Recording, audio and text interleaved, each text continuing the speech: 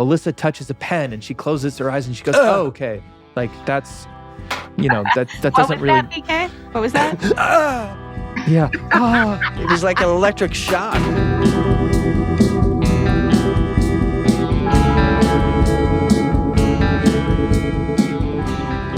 What's going on? Season 1, episode 18, When Bad Warlocks Turn Good. The episode description: outrageous situations arise when Phoebe tries to help Piper make a love connection. I don't understand why. This is what that episode is about? I didn't. That's what they're claiming. I was so distracted by the other storyline. Oh no, I accidentally just deleted the thing. What thing? Ew. What? Oh, your notes? Oh, well. Shoot. What else is going on in this episode? Oh, there's like a bad warlock. I can't believe that. You said a bad warlock? You said a bad warlock storyline, didn't you? Oh no. My God. Do you mean you're going to have to like wing it from memory? You don't want that. Wow. You're blushing that you erased your own notes. Oh no, thank God. I found it. They're back. Oh no. Thank God. Okay. And Prue meets a young man who is fighting against his destiny to become evil. So much. The air date, you never got to escape it. April 28th, 1999. It was written by Edith Swenson and directed by Kevin Inch. Thanks for reminding me. Well, I just wanted to make sure you were abreast. I'm abreast. I think we're going to do something a little different this week. We're going to kind of do a quick mini recap and kind of talk about likes, dislikes, and then we're going to dive right into your questions because you guys have so many good ones, and it definitely circles back to some things that we've spoken about in the past about are people capable of change, which I really liked. Let's go back to that. Yeah. For those of you who are not watching, I think Holly's eyes hit the ceiling, got stuck there, and they're still up there. But yeah, so why don't you kick us off? Tell us about the episode. Thoughts, feelings, emotions? The Josh situation is really sad. It's really sad for Piper. Who's Josh? Oh, that guy. He's the new Frosted Tips. And, he's got good tips. Leo, stand down. Leo, stand down. Because I have some words for Leo before we get started. He's just out there like wrecking people's lives when he's supposed to be an angel. And he's just hanging around, but he's not around. But then he goes to his other family. And now he's ruining her life. This is by not being there? This is, by just like, I'll be back, but I won't be. But I'm going to go away, but it's not far, but it is really far. But hey, just know how to keep a girl hanging and ruin the rest of her life. Wow. Clearly.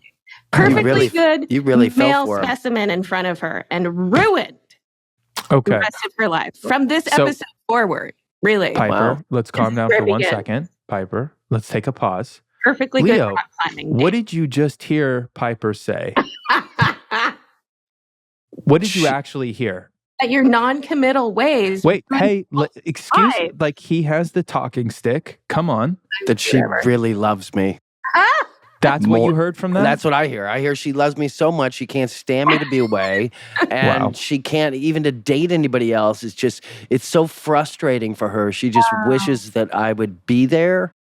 And, balls in my court. Okay, and not to like spoil anything, but let's jump to the end where this only ends because he gets a job in another area. Okay. See, what I'm seeing here as just playing moderator is that you're saying something and he's hearing something completely different from what you're saying. How odd. He's taking big liberties with interpretation and this is why people get divorced. Or this is, the angelic nature of his being is not just that angelic. I mean, it's really... No, he's an angel. Causing a lot of pain is what I'm saying. Okay, so besides Josh and... No guiding light. Okay. Anything else stand out at you in regards to why were you so are you saying that your behavior in the episode is a direct correlation or reflection of, or what's the word I'm looking for? I really don't direct reaction to Leo being gone? Clearly. So you're hurt. Clearly. Do you hear that? Do you hear that she's hurt? Really, the only thing besides did that? I mean, what else did he do? What else did he do? He bred a lot of confusion amongst the sisters because he flirts with everybody. Leo does. Yeah. I mean, just nothing angelic about that. I'm seeing holes in this storyline, is what I'm doing. Brian, I'm not even in this episode. Let's just be clear. But you are. It's like I mentioned dark cloud hanging over everything. I know it's awful. It's true. You actually, by your absence is speaking volumes in regards to how Piper's character interacts in the world around her. Like, is there even a Piper without Leo? I guess not. I don't. I haven't even been on the show for 3 episodes. Yeah, it's strange to think you're still missing me. Wow, weeks, it is strange. Weeks I later. Agree. We agree. Yeah, it was very soon. Like don't be clingy. Yeah. Like, let's calm down. Let's walk it back. Like, you haven't even really gone on many dates yet. Yes, you've worn his XXL shirt around the house. He had sex. Well, what does that mean? Wow. I mean, sex is sacred. The millennial in you is showing. Sex is sacred. I mean, anyway. I don't know. My favorite part of this episode, really, honestly, is Andy harassing people hard fucking core. He came in real hot. Real hot. Yeah, like way too hot. Like, you can tell, like, was he doing jumping jacks outside prior to like them opening the door to get all like riled up and like burst through the door and waving fingers and blah, blah, blah. And I'm still wearing a trench coat because that's what a detective does. Oh, Andy.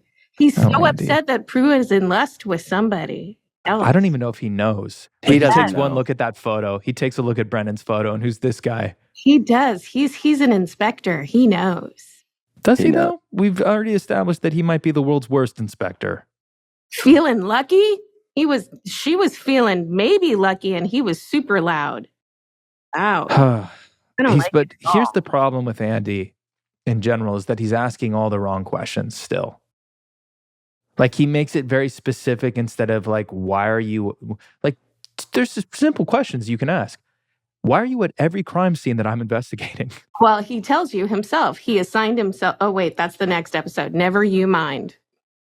You were the absolute worst. Spoilers. I was doing homework.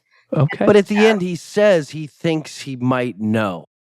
He thinks he already knows, which is kind of a hint to us like, oh, is he a warlock? Does he know that she's a witch? And I think that's where it left us at the end. He knows nothing. He just knows nothing. There's no way this guy knows anything. At this point, like, we've watched him, like, you girls are running circles around this poor man. But he's so hurt by the priest that he's known forever that Prue didn't know. Oh, no. I think that was just projection because he was really pissed off that Prue was attracted to another emotionally unavailable man. Oh, bro. This show is full of those guys. Yeah, I mean, well, the girls are just attracted to those guys, apparently. The girls in general? Yeah. The whole episode is about being unlucky in love. Unlucky in love. That's what you took away from this episode? Yeah. Interesting. I took about it. It was more of an instinct thing for me. I thought the theme was trusting your instincts. Yeah, about being unlucky in love and always choosing the wrong guys.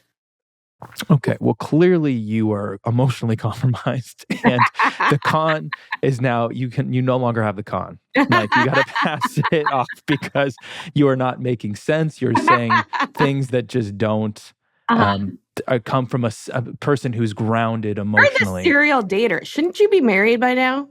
Like, are we talking my about grandchildren in real life? Yeah. No. I'm sorry. You're not 30 anymore. What are you thinking? Yeah, I am 30 still. You are not. Yes, I am. You are not. Someone the other day thought I was 27. They lied too. They did not. They look. Mm-hmm. It's my spirit is young. It means nothing. Okay, going back to the app real fast. We're going back to the episode already? Yeah. How did we go from turtlenecks to overalls?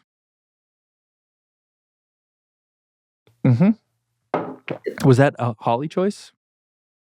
Might have been, but the little me was so cute in the overalls. I thought it could work.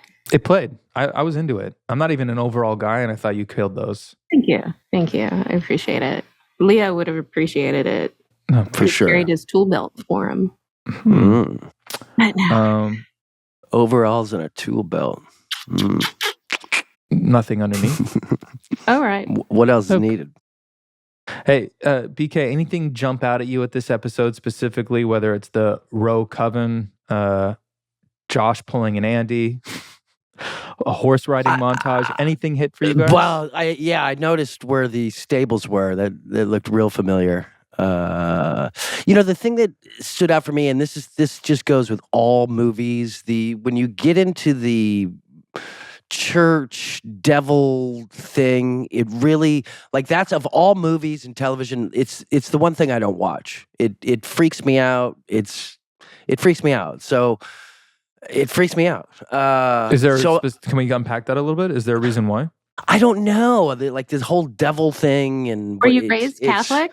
Not one bit.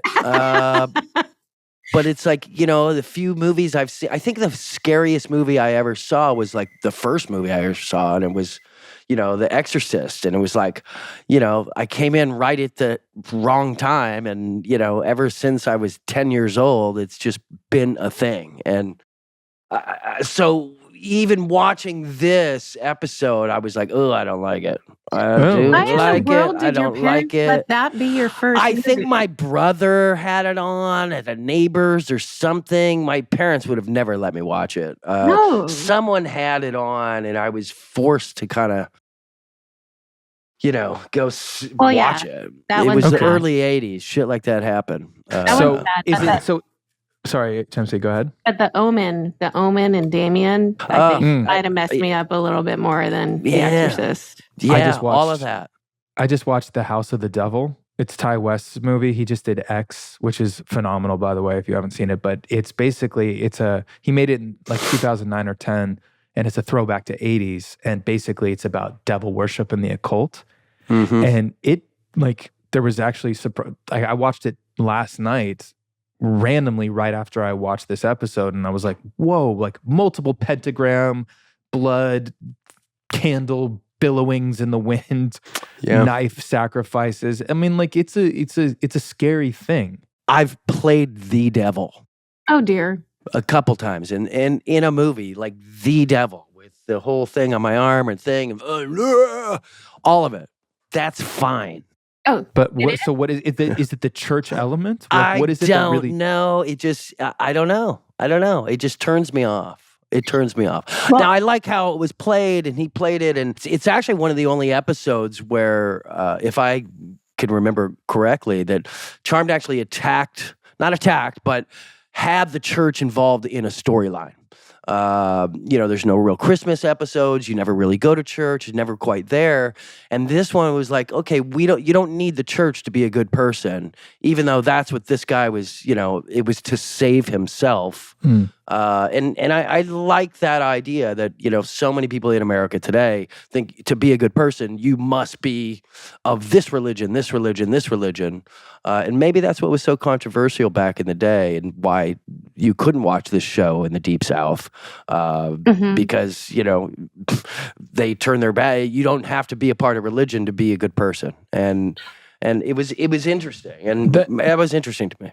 That is interesting, and it's like actually is a great segue, but also it kind of adjusts, it's like a little bit of a callback, because Holly's character in the first episode is struggling about being a good person or not. And remember that she does go to a parishioner, right? Like this is, it's one of these things, like once you discover you're a witch, can you still cross the threshold? Well, that was a spelling thing. Like spelling really wanted us to be ordained as good witches, and that we weren't doing anything confrontational with the church. Although that was a spelling note. But when I was rewatching this one, I was like watching them with the black candles and do the chant, and I was like, God, I hope we didn't actually do that in the church building. I hope we didn't. Which led to me thinking, wait a minute. Being ordained and all the things, these are all just rituals, right? So a very specific and historical rituals. So how is that any different than witchcraft? And then this is where I get struck by lightning. No, but you're absolutely right, which actually kind of is a great segue to our first question. Was this episode, this is from Charlotte, was this episode intended to win over Christians who were mad about Charmed having witchcraft and magical themes? It was sort of, it was a sort of doubling down on that I think if we had strayed too far into, witchery in episodes before, I think this was a reminder of not only that I needed to have bangs, but that we needed to go to church too. And Prue put on the cross, and here we are, all going to heaven. All dogs go to heaven. Sure. Okay. Which didn't help because I know, my son being in North Carolina all those years, you could not watch Charmed at nighttime. It was only on during the daytime when children were at school.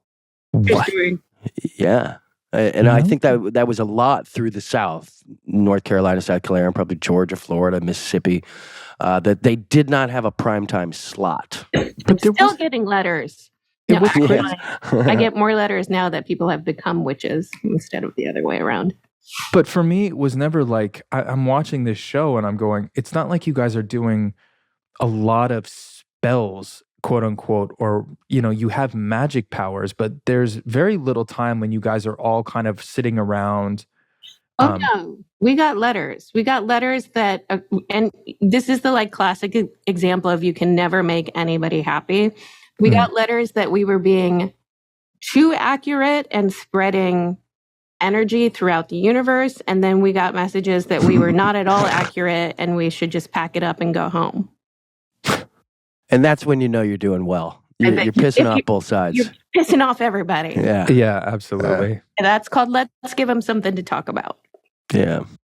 Great. Should we just keep going? Should we keep going with the questions? Keep going. Yes, please. There was a horse riding montage. Yeah, Shannon that I wanted to address. Shannon was very happy about that. She'd probably been campaigning for a horse montage since the pilot. So she didn't get to actually ride it once they started getting up to a full gallop. Oh no. That's there's a couple questions that kind of risk. Yeah, I was about to say, let's address that now because there's several questions out there going, was this something that Shannon or you championed, having some sort of horse montage type of thing? We always championed it. They just never let us do it. And then how much of the actual riding did Shannon do? She did the takeoff and the landing. Basically. Yeah. You're not allowed to do the middle part, as you can see, with your very adept rider. You want to fill in people why you're not allowed to do the middle part? Well, it's even in our contracts that we're not allowed to do skiing. We're not allowed to horseback ride. We're not allowed to jump out of an airplane, when we're filming or even in our off time. Yeah, motorcycles, no. Motorcycles, no. So all the things. So that's where stunt doubles come in. And so when they're at full speed, that's definitely 2 stunt doubles. And that's why we have As proficient as she is at riding. She could be as proficient at riding as she is walking. And yet, if anything were to happen and if she had fallen or something, the horse gets spooked. No, that would delay filming, and there will be none of that. No. Okay. So this is from Shantae. During the Feats of Clay episode, y'all discussed that people can't change.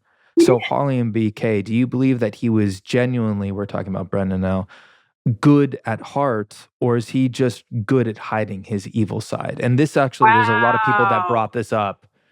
And again, I found the irony thick, rich. The fact that Shannon was the original person to go, seasons change, people don't. And yet here she is literally trumpeting from the rooftops that no, this guy can change. He is good. She was in Lust.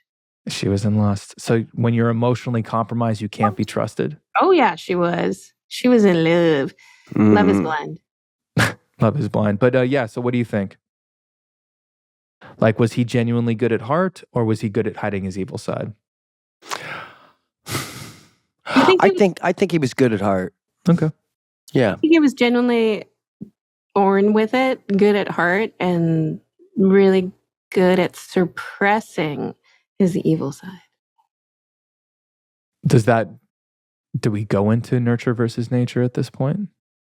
Because he had a human mom, and so he was raised to be go against his like nature. Yeah. He was nurtured into something, but like at his core, he had this kind of demon warlock thing going that wanted to eat the priest. He did want to eat the priest. Yeah, Scared I still think he kind of did. Almost. Yeah. Okay. He did have blood on his hands. Wants to know, at what point did Shannon and the rest of the crew know this was going to be her last episode before she started moving things with her arms? Was it something that she specifically requested? And then I'll get to her name as when I find the question, but it was basically like, was it because she was going to get wrinkles? Was it a vanity thing? That is cute. But no, we did speak of that. But no, I think she wanted, to not have to like just constantly squint. But so it was a conscious decision that she came up with. She's like, I don't want to do that. I want to have it something more. Yeah, you can't make her do something she don't want to do. So, right. 100%. How did they figure out, like, was it a collaborative process where she was like, how about I do something with my hand, or can I? Absolutely. Because again, there's no making her do something she don't want to do. And what about you with your power? Like, did you have, I know, but we're recapping. We're recapping. Recapping the recap? We're bringing it back around so everyone knows. So for those who missed the first episode. Yeah, like for example, Alyssa touches a pen and she closes her eyes and she goes, "Oh, okay." Like that's, that doesn't really. What was that, PK? What was that? Yeah. It was like an electric shock. Yeah, basically. The one in this episode, I was like, "Oh my gosh, she got shocked." Yeah. And we all knew, don't grab the pen. Here it's coming. Yeah, don't grab that pen. And she did. We knew. Was it a Mont Blanc? It was a very nice pen. Probably not. Well, it shocked her. Yeah, like, do you want to just quickly refill in the kids for maybe those who have missed? Sure. No, mine I was totally tied into because, when I first did my freezing power in the kitchen with the chef, with the scarf and the checkered pants, I wasn't like thinking this was going to be, probably. I wasn't going to be an 8-year-long thing. It was like I was reaching for what was in his face that I didn't want in his face. So, and then they later told me, "Oh, that's going to be your thing." I don't remember actually you saying that. I did say that. Did you? Yeah. I mean, it was like a year ago, but yeah, I did say it. So you were reaching for something, and then that was the gesture that was so interesting, cemented. Oui. BK, with you and your powers, like, did you have some sort of interaction, or like not interaction, but like discussion about like your gestures or whatever? Or did they kind of allow you, once you started to kind of show off and flex your powers a little bit? Was that something that you were able to kind of create on your own? No, definitely not create on my own. It was always, the light on the hands, and you had to hide the light. So hide the light. You had to hold your hand. I couldn't do this with my hands to heal somebody because maybe a little bit so you could see the light, but I always had to, until we stopped putting a light bulb on the palm of my hand, it didn't change. But no, I was pretty much told that's what you do. Okay. No, I remember. No, when you would orb out, you did a thing where like you decided, I'm going to turn on this orb. Oh yeah, I'm going to turn. Okay, I did start changing my orbs. Like I wanted to come in like a little Kramer. Like, whoa, hey, I was just over at this place right here. You wouldn't believe where I'm coming from. Okay, gotta go. Like, I'm not just like beaming in like Star Trek. Yeah. I wanted to be. I kind of wanted to come in on the move, and we did start doing a little more of that. Yeah, he got bored with his orbs. Well, yeah, I mean, who wants to stand there and go? You want to be able to have some agency over your character and the choices that they make, right? Like that's part of like the best part about building a character is like, oh, this is what my character would do, or I would never say that. Classic actor line. My character would never say that. Right? Yeah. Or my character would never wear that. Like, how many times have we said that? Or maybe it's just me. Like, yeah, I don't know. My character would probably never wear that. Or like when you're trying to get a line changed, like Chris just would never say this. Yeah. No, I would say, no, my character doesn't need to cross the room. No, my character would sit down. Yeah, you're like, no, I'm fine right here. I'm going to sit here. Right here. Cover it. Remember that. From Shoot me out. Yeah. There was a lot of like you were done. Like I'm gonna hit that mark and I'm gonna sit. And you can get all my coverage from here. Huh?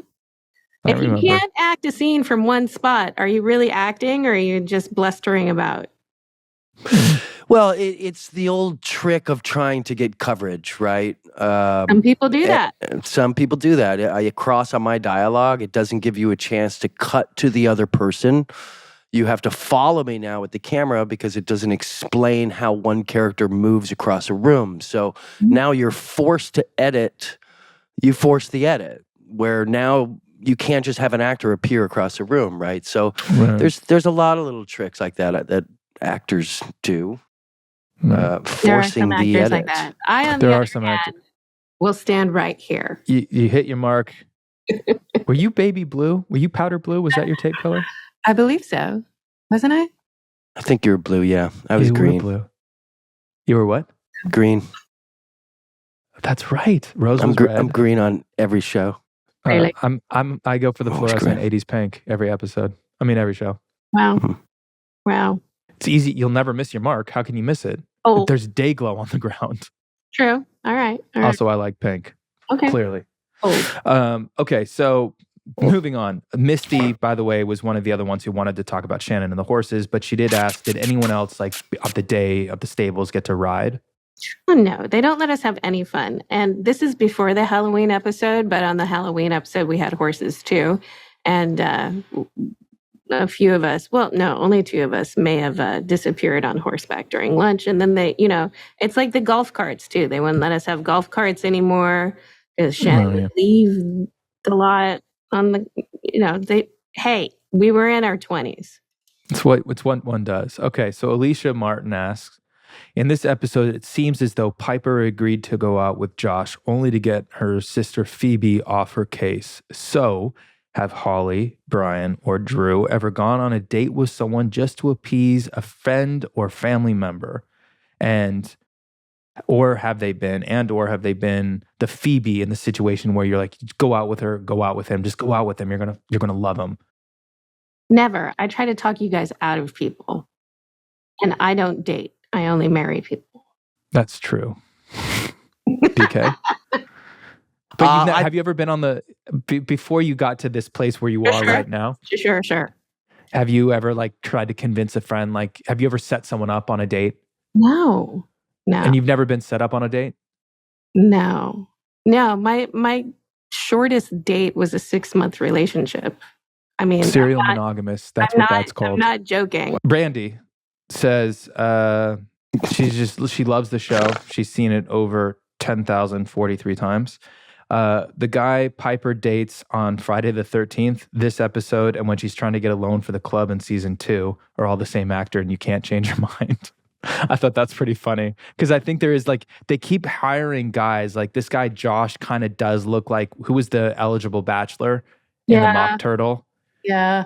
And like, early Leo also kind of had this, frosted tip, like light, like you definitely have a type on the show. She does not. That the producers 100% honed in on and kept hiring dudes that all look like a variation of each other.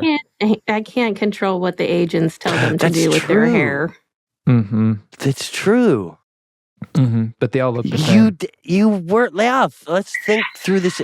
Wow. They are all, I think as we go further along, we'll see that Piper has a type. Piper does have a type for sure. Type.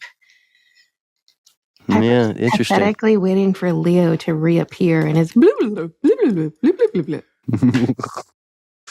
a Wayne's World He's reference. just out there whoring around. Yes, having one. Apparently, by the way, now we know where he actually was.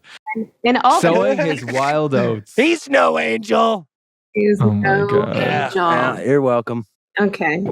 We didn't really can we just touch on this real fast? I know we've covered it in previous episodes, but there is this idea or concept of being able to change yes or no. And now we have Prue, even though she is we've established that she's emotionally compromised, so therefore she's fighting for someone that maybe 4 episodes or 5 episodes prior she wouldn't necessarily fight for. But like, I'm giving you guys both a quick opportunity. It can be something as simple as a yes or no. Are people now with more hindsight, are people capable of change if they really, truly, truly dedicate their life to it? Are we talking about you again? God damn it. No. Listen, all I know is that this guy was inherently good, Okay. had some bad tendencies and some bad family. And when you're surrounded by that, some bad habits rub off on you. But I can tell you this much. Prue was not feeling righteous. She was just trying to get in his pants. And Andy was really upset, which I can tell you right now at the end of this episode when he's getting ordained and he's no longer on the market. And those are real tears right there. Those are real tears. And I can tell you right there, Andy died right there. Andy was dead in the water. Not died, dead in the water. Understood. Right Yeah. Because Andy's the best friend. Like she doesn't have the passion for Andy like she does for Brendan. And she's like, you don't need to apologize. Like, like we're good because for everything he's been friend zoned. Here's the problem with Andy. He's so angry because he's been friend zoned. Yeah. And that's what it is. Like, I can't believe it took me this long to come up with it. I mean, dude got put in that box and he's so pissed about it. He doesn't make her tingle in the toes like this kid did. No, he does not. My favorite segment on this show, Tea Time. Anyone hook up with anyone on this episode? No. Were they supposed to? Just on the off screen. I don't know what you mean by that. Okay, moving on. This episode was all about following your instincts. I agree. Do you guys always follow your instincts? No. I'm an overthinker. Okay, wait. Let's break this down into two different things. Work choices, life choices. So in work, if you got an instinct about a character or a scene, do you usually trust it, like trust your gut and go with it? Yes. And then the director tells me not to, and I ignore him, and I do it anyway. And that's why you're brilliant. That's why I'm retired. Well, are you retired? And then in life, you don't trust your instincts. Please elaborate on that. I'm an overanalyzer, overthinker. Okay. So my follow-up to that would be, once you've overanalyzed and overthunk something, overthunk it, do you then come back to do you ever find that your blink instincts overlap with, like, after all the overanalyzing and your analytics and you're breaking it down, like, what do you find that when you make a decision that you kind of ultimately go with? Most of the time I'm right, unless it has to do with men. Then I'm wrong. Are we talking about kidding? Instincts now? I've had some very nice boyfriends. Okay. BK, what about you and instincts? Let's start professionally. When you're on set. Yeah, choices. Always trust your instincts professionally. Always. What else is there? What about when a director asks you to do it another way that you totally don't disagree with? Genuine. I will. It's funny because you'll still do it your way, And they're like, come on, you just got to do it this way. And I learned early that as soon as you do it their way, they're going to use it. That's the one they use. They're going to use it. And so I learned to, okay, I'll try to do it your way and then just mess up a line or make sure that I'm out of focus. Yeah. I'll do one of these and do it their way and they won't have it in focus. Or I'll turn my eye line so it's totally different direction so it doesn't cut. If I don't want you to use the take, you're not going to use the take. I have ways. See, I wish I had known this because in Born on the 4th of July, I did one take for Oliver Stone where he asked me to laugh at Ron Kovic when he falls out of the wheelchair. That's Tom Cruise for people who haven't seen that movie. Yeah. But Ron Kovic was it was based on a true story, and Ron Kovic happened to be on set that day. And both Tom and Ron said, no, that's not the way it happened. The girl I was dancing with, she didn't laugh when I fell because this was a real thing. And I was like, yeah, no, crazy person. Yeah, no. And he kept it's an Oliver Stone movie. So you have all day to do 2 scenes, all day, and then some. And he was like, well, just do it once. Just do it once for me. And they're both like, yeah, no, that's not what happened. And I'm like, yeah, no, that's not what I did in the audition. And that is the take that he used. I did it. Maybe that's my aversion to it. I mean, usually when Oliver Stone asks you to do something and you're 15 years old, you just do it. Yeah.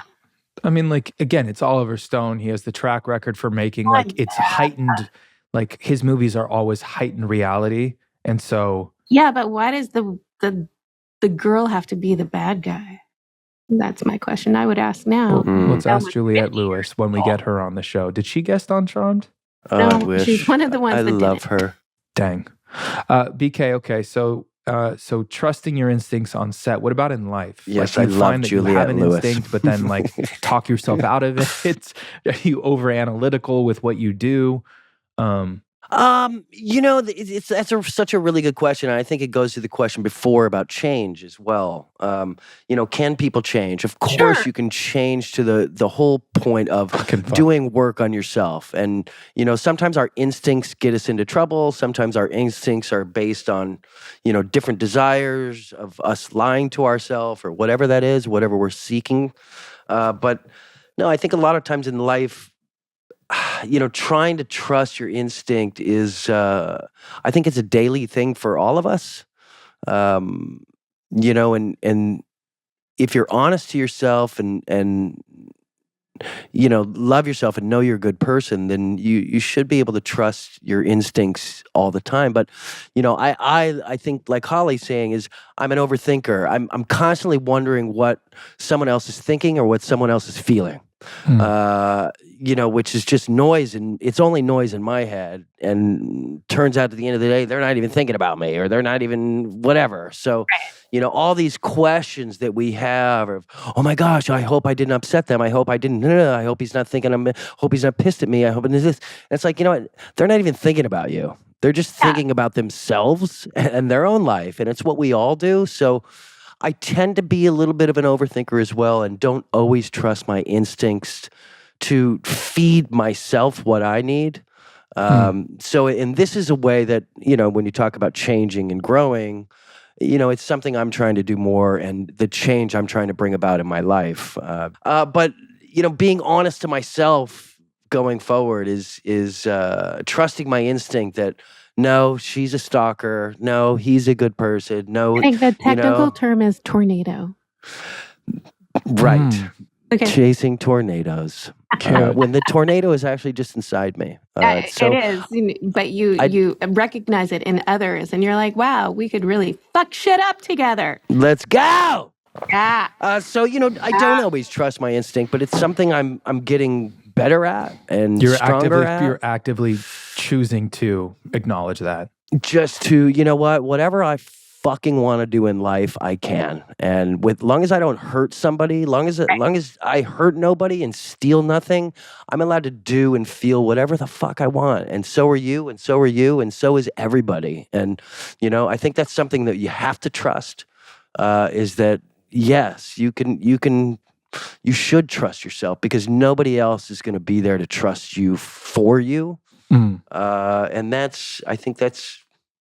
You do have to be your own greatest supporter. That's right. But what I will say in my old age, what I have learned is to not take anything personally, like other people's day reactions, even if they come at you or how they talk to you. It's really, like the saying goes, it says more about them than it does you.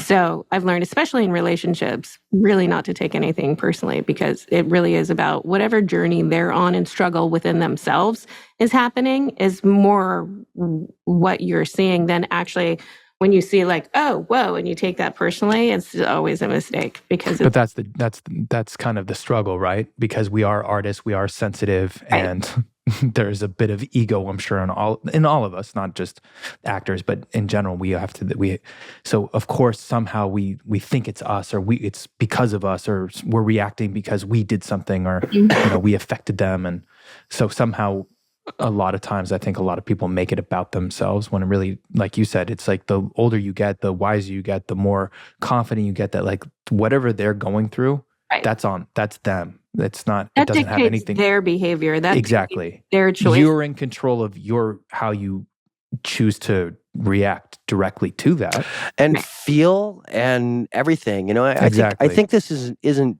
an artist issue. I think it's a human issue. It's a life issue. No, absolutely. It's whatever human feels. I brought the artists into it just because like artists in general are probably more sensitive than most, and probably do it more, I would imagine. Yeah, as opposed to an attorney who's like, well, I don't care about anybody. That ability to not give a fuck. Yeah.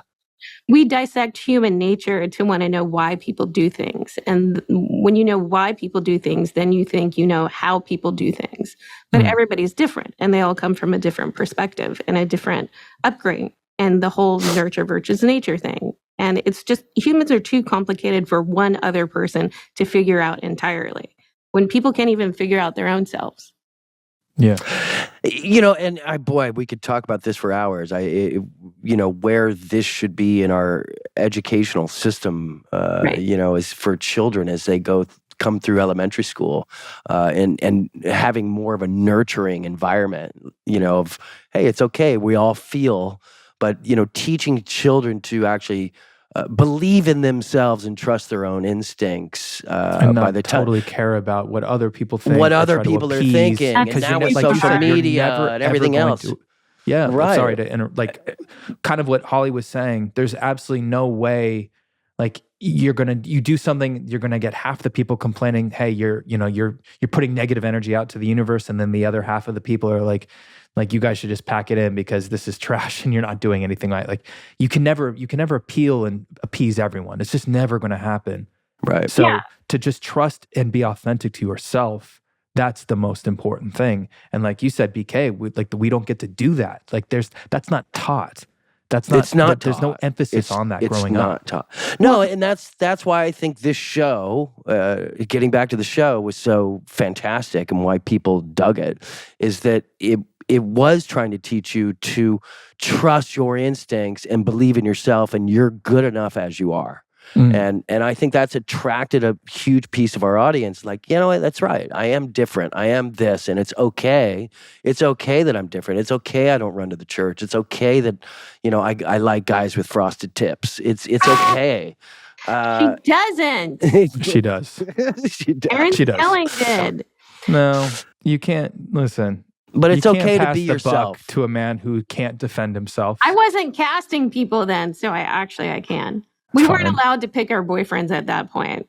Down the line, that may have changed. There's a great book out there, and if you're not a big fan of reading, you can get it on audio as well. It's called Blink. It's written by a journalist named Malcolm Gladwell, and it's phenomenal about kind of learning to trust your blink instincts. And it kind of is like he also wrote The Tipping Point, and he has a podcast out there called The Revisionist History, which is really fantastic. That, I would live in Hawaii now. I'd be doing the podcast from Hawaii. Yeah.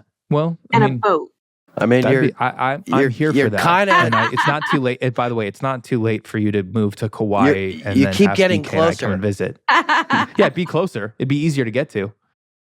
But yeah, check out Blink by Malcolm Gladwell if you're interested in kind of learning to hone and trust your instincts more. I think it's not just a life book. Like it's also I've used it as kind of like a little bit of a Bible for acting and trusting instincts as well. So check it out. You guys That's why the BK, stash. you'd really like it. Are we going to have a book of the month club? I want a book of the month club. I like it. I'm a huge I just read one of the greatest books I've ever read in my entire life. It's called The 7.5 Deaths of Evelyn Hardcastle. It is so fantastic. It's like the best kind of Agatha Christie murder mystery. That's exciting. Like Clue, and mixed with Groundhog's Day.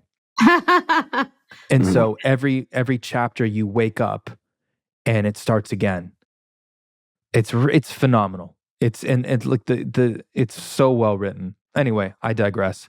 Let's get to another question. So, Stella Julo, I was quite shocked when I saw Prue completely disregard her sister's opinion in this episode. I understand she wanted to trust her instincts, but still felt weird after everything they've gone through together. Did you feel like that?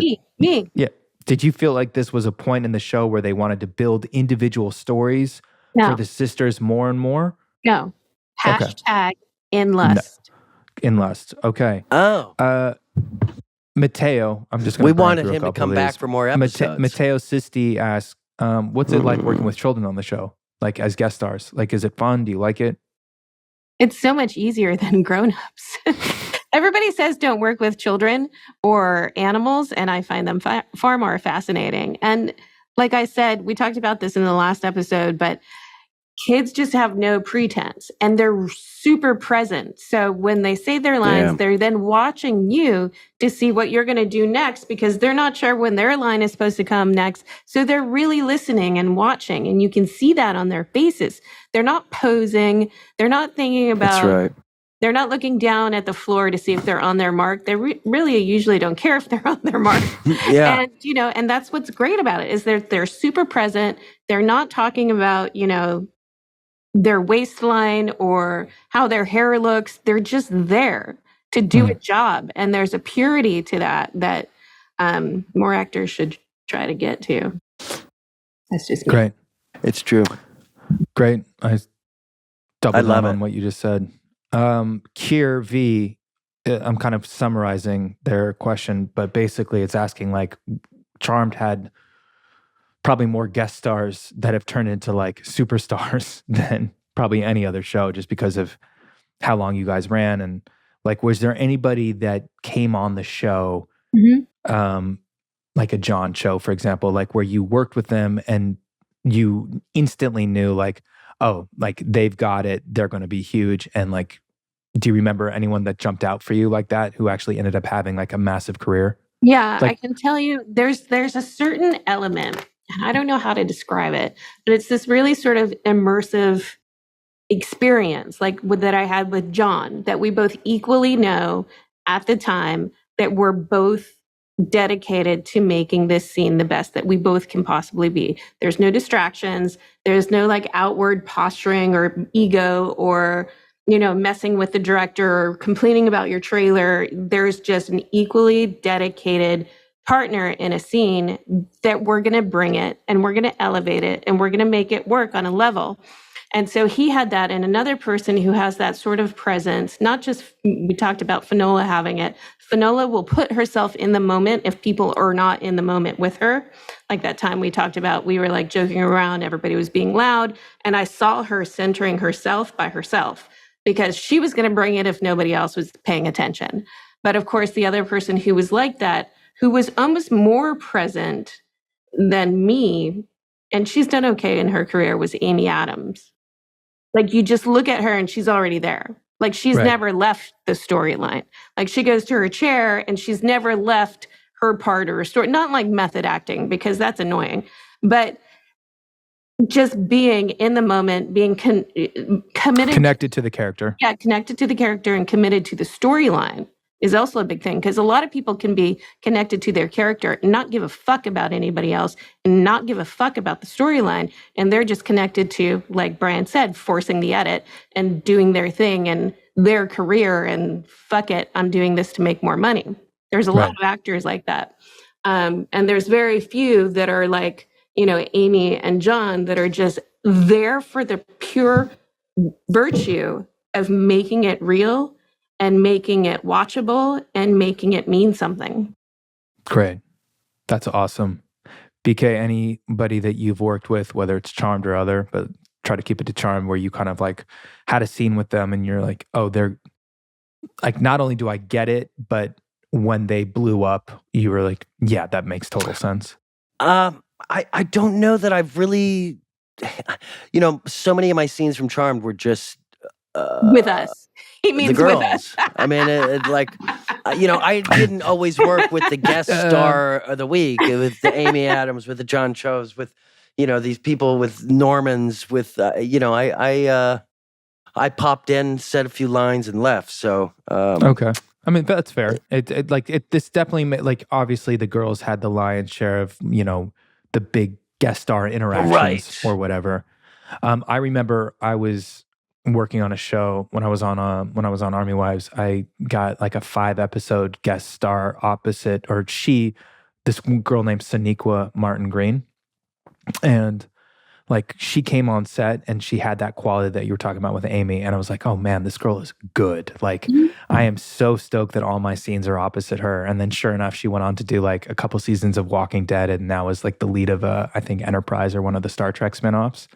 And like, I just knew immediately like this girl, this time, she's just such a phenomenal, beautiful actor and she is present and everything was about making the scene better.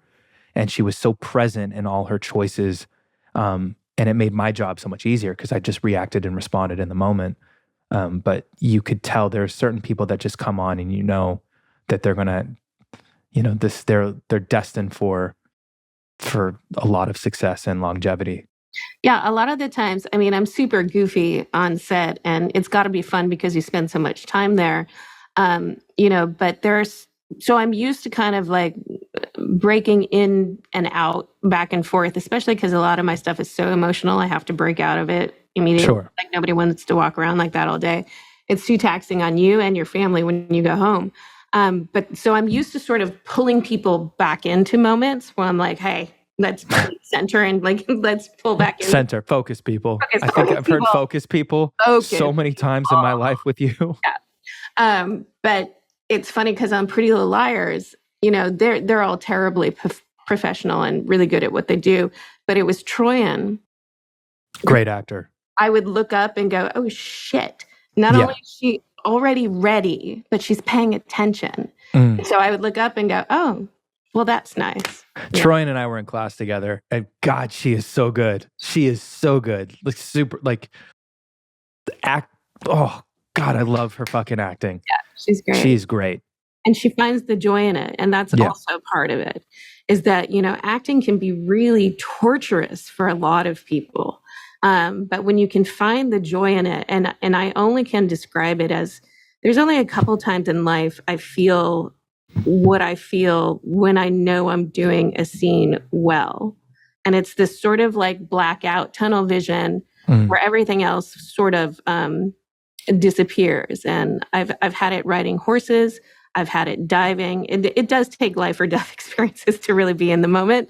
But when I know that there's like a human connection of something, and it is storytelling. Storytelling is really universal from caveman to tribal to, you know, this ritual sort of thing that connects people in generations.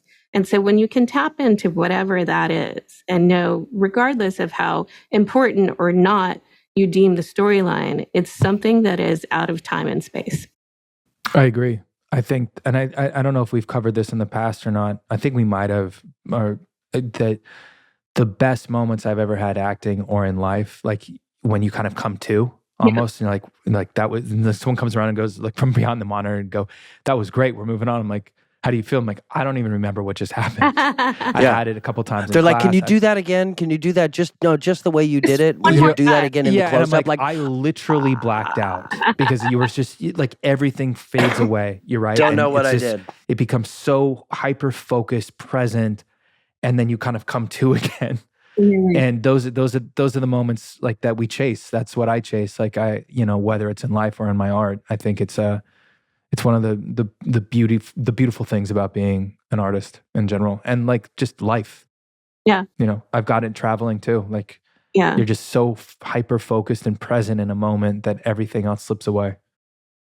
You know, can't get that on social media now, can you? Can you? Can you? Huh?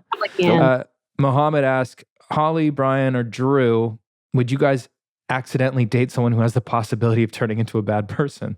Actually, 100%. 100%. 100%. Never. Because that said it all. Yeah. People surprise you all the time. Okay. All the time. You never know anybody. Jennifer Zapian, I apologize if I'm destroying these names. I'm so sorry. Was there any talks about bringing back the bad power of free?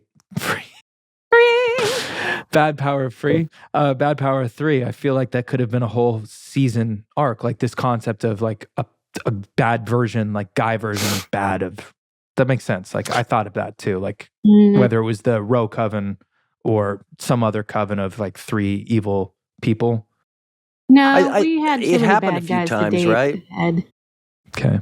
Our roster was full. Johnny, that kind of wrapped up your questions as well. BK, did you have anything to add to that? No, but it happened a few times over the course of the show, right?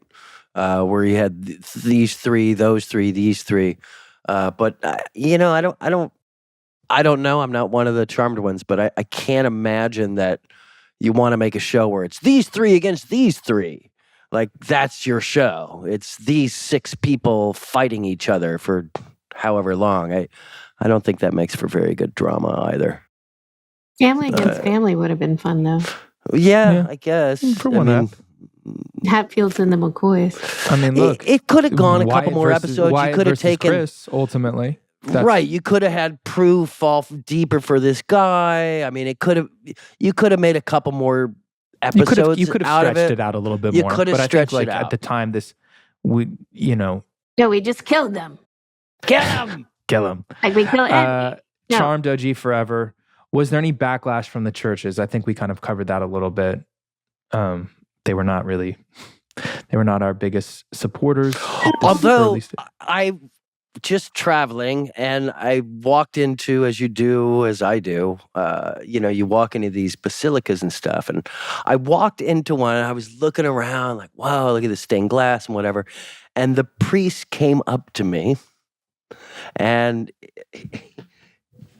biggest fan of the show. Loves the show, showed me around, told me about the church. You're the angel. Philip, what's up? Oh, that's true. But I was, and I was the angel, but he was big, charm fan, and big fan. Big fan. Okay, so unfortunately, we're not going to be able to get to all your questions today. Just there's so many. I think there was a lot of overlapping questions, and so we tried to cover as many as possible. But one thing, Leslie has basically a 3-parter. The first one, BK, now that Piper was dating so much, were you worried that you weren't coming back? That was always a concern. Okay. All the way till season 8. Yeah. Cute. For real? Absolutely. Okay. Holly, did you ever rock climb before this episode? And was that fall real? I don't think so. And have you ever rock climbed since? I have rock climbed since, but I don't think I did before. And if you were going to go on a date, would you prefer like a horseback riding date or a rock climbing date? Oh gosh, definitely horseback riding. Okay. Well, I think that covers it. So real fast before we go, do you have a quick rating for the ep? Rating? I'm so conflicted. I don't think this episode was very good, to be honest. Overall, it's fine. It doesn't. I think it's fine. It's not like egregious like The Wedding from Hell, which is just like, what are we watching? But it's not. It didn't hit in the way like the struggle with the Brendan character didn't kind of. You didn't seem that conflicted. Yeah. Also, like poor man's John Turturro and poor man's Michael Imperioli as his 2 brothers. It's the prosthetics for me. It's we took some of Buffy's like worst prosthetics and like threw them and mixed it with Ben-Hur's like leprosy kind of thing, like with their lips. I was like, what is going on? Yeah, and why does every older brother have to be named Greg? And like literally, like Prue is like, that guy's hot. I want to do that. No, negative. Like also, by the way, let's give him bigger earlobes. Because that's evil. It is evil. Big earlobes are evil. I'm saying a 6. Yeah, I'm like 5 or 6, and it's not the worst. It's just like it didn't land. I don't think it did what it was. It didn't execute the way I wanted it to. Considering all I got from it is that Leo is just wrecking people's lives right and left. You are clearly hurt by it. I mean, perfectly good guy out the window. Yeah, BK, what do you got for us? Anything? Any closing thoughts? I don't know that I go that low, but the whole devil thing again. But that's weird. It's between 6 and 7. Sure. I don't know that the guys had enough time. I think what hit me the most was like, I didn't like where it was taking the storyline for the girls.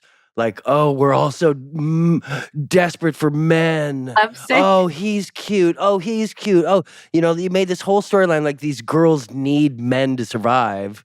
Which is the opposite of what the show really is. Like, these girls are cool. And on their so own. I didn't like where that was taking it. I didn't mind the direction, the lighting, but I mean, yeah, like some of the prosthetics, it was pretty. Kind of threw me. Yeah, I also also didn't listen, think, we have a few more years of that, by the way. The stakes were low for me. Like, you guys never really felt in danger. Like, I think there was a really beautiful missed opportunity to have three potentially like a power of a dark power of three versus a light power of three, where you guys like all of a sudden there was a chance for something. It's OK Corral. You could have had a big showdown. You could have had something really cool like that. And for me, it never lived up to the potential of what this could have been. Right. So for me, I think it's an episode of missed opportunities and like just a little bit of watered downness that kind of really, I don't know. It didn't land for me. It played into a little bit of the spellingness where like, I'm going to be evil. I'm evil now, and oh, we're good. And that's where I think worked so well for Charmed is that they weren't your typical spelling show that had like heightened drama. There was a realism to it. Here's the thing, that this is why it is still people's comfort show, which is a term I keep hearing like weekly now. It's people's comfort show, is that, we always work it out in the end. And also like, not just subliminally, because it's out there, but unconsciously there's this theme of many people can be unlucky in love. And also it's small, but it's in the beginning where we're talking about, letting people know that we have powers and that if we come out, then our whole world will change. And so it's those little things that have deeper meaning to people that gets you past the prosthetic earlobes. Got it. Right. Well said. Well, thank you all so much for checking out the House of Hallowell podcast. If you like what you're hearing, please hit the like and subscribe wherever you listen to it, whether it's Spotify, Apple, YouTube. We're going to be dropping them on YouTube now. Wherever you get your Potifies. Wherever you get your Potifies. And if you want video and some bonus fantasy content, check out House of Hallowell. Fantasy? We're doing fantasies now? He's got me taping some stuff. Someone pitched Red Underwear as merch with BK's initials on it, which I was like pretty into, like their travel underwear. Do you want me to go grab those right now? Which one of his one-night stands they were used? They weren't. I just washed them. Do you want to see them? Yeah, you can get them. But check out the House of Hallowell.com. Not really, I want to see that. Patreon.com/the House of Hallowell. For all bonus content. We really appreciate the love and support of the show and the channel. Trying to get his underpants. Hey, I'm giving the wrap-up spiel. I know, but we're getting skivvies. Yeah, but like that's great. We might do those as merch. I think that was a really good idea. And fantasy. Hilarious. Just fantasy content. This is the fantasy content that I'm talking about. So check out patreon.com/HOH or again, where you ever get your Potifies. Do not do a deep dive on the fantasy content, though. I have to have one to travel to a location and one to travel home because you can't always wash on the way. So here's underwear. Those aren't really red. Yeah, no, but they're red. Boxers. They're like maroon. It's red. It does come across a little more maroon. Okay, so that is just not what I envisioned. These are a little more Christmassy. That's more like I envisioned. That's more like it. That's like Santa Claus. I like the plaid. And you know what? You can actually get these in. Man. They come in a 3-pack. Oh. This is interesting, dude. I saw you more as like a tidy-whitey kind of guy. Tidy white? Not even a boxer brief. Who like wears old school, tidy like whities? 80s. I was thinking boxer brief. I'm shocked right now. I do wear boxer briefs like to the gym. When I'm golfing, I wear something a little more like a support bra. A support, yeah. Yeah, but when I'm flying, I like to breathe.